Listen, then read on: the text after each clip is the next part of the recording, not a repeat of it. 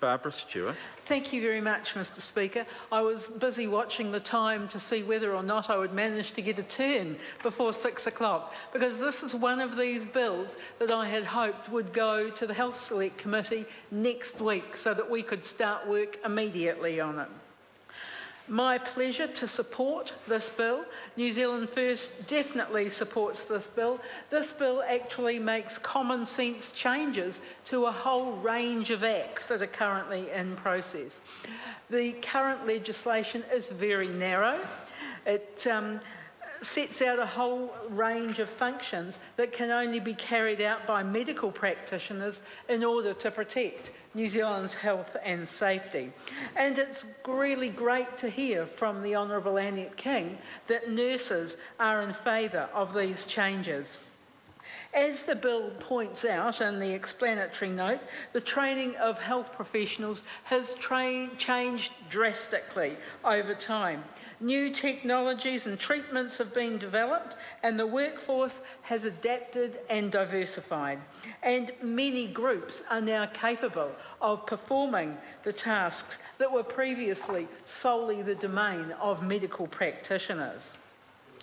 Extending the scope of tasks that are able to be completed by other health practitioners will hopefully free up our medical practitioners so that there are more doctor's appointments available, treatment can be faster, treatment can be more timely, and it can be at a place of the patient's choosing to a far greater extent than what it actually is today. In New Zealand First, we believe that this bill actually puts into practice the process of respecting what our nurses actually do in the roles that they have. The skills and the training that they have, the work that they do under extreme pressure, really makes it essential that their competency is recognised in the terms of this bill.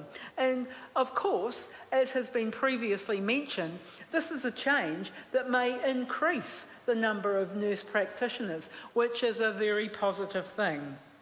So we will be supporting the bill. We'll be looking forward to the nurses coming and submitting on this particular bill. We know that the definition of practitioners under the Health Practitioners Competency Assurance Act was quite narrow. It is appropriate for some professions. We know that there were 22 professions in New Zealand that are regulated by the Health Practitioners Competency Assurance Act. We assume that the public make assumptions as to what professions are actually covered by the definition. We know it covers nurses. Nurses are the most prominent health practitioner in need of having their roles extended, and this is something that we support. It also covers psychologists. This is quite appropriate because we know that psychologists should be available to examine young people, particularly if it's deemed appropriate by the courts. It must cover pharmacists. We know that they've got an increasing role in diagnosing and prescribing in the community, and many people find it far more useful and convenient to actually go to their local pharmacy. They're right there on the spot. But one of the unregulated professions that we would like to see included in the Act are the paramedics. Paramedics, they frequently work unsupervised and they often make life-saving or life-changing decisions right on the spot at the side of the road in terrible circumstances.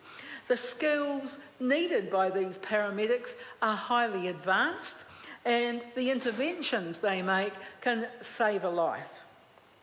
Yet, because they are not recognised under the Health Practitioners Competency Assurance Act, there are no universal standards for the skill set or the capabilities to define what a paramedic should be able to do or what they can't do. And because of this, there is a loophole in the law that we have been seeing. Anybody can call themselves a paramedic, anybody can set up their own ambulance service, and no one would be any the wiser. If an ambulance comes, we assume that these people are competent. We know that the current existing ambulance services train their paramedics to a high standard, and they deliver a very high standard of care to about 500,000 patients that they call out, patient call-outs that they attend on an annual basis. But unfortunately, paramedics would not be extended the same respect or acknowledgement of their skills as those professions that are regulated. And we believe that this is something that we really need to have a look at, even during the select committee process. Because we know that paramedics, they take their patient to hospital. When they get to hospital, the doctors or nurses take notice of their diagnosis and treat that patient accordingly. So we think that it would be really appropriate to have paramedics included somehow in this particular legislation, and it is something that I'll be following up when it comes to select committee. We are quite happy to ensure that paramedics are given the courtesy that they need. They take blood samples. Taking blood samples outside of the hospital on the side of the road, far more appropriate than the role of a doctor waiting until we actually get to hospital. So, Mr. Speaker, just to sort of finish before 6 o'clock here, New Zealand First supports this bill. We will be looking for some changes during the Select Committee process, which we hope the Health Select Committee will listen favourably to, and we look forward to working further on this bill, ensuring it passes speedily through the House. Thank you. The question is that the motion be agreed to. A point of order, Chris Hipkins. Mr. Speaker, as there are about 30 seconds left to go before the House rises, I seek leave for the House to rise 30 seconds early so that the next Speaker will have their full allocated 10 minutes. Speaker. Paul Foster-Bell. Sir, we have no objection to that course of action. Well, I think what I'll now say is that the debate is interrupted and set down for resumption next sitting day, and the House stands adjourned until 2 p.m. on Tuesday, the 28th of July.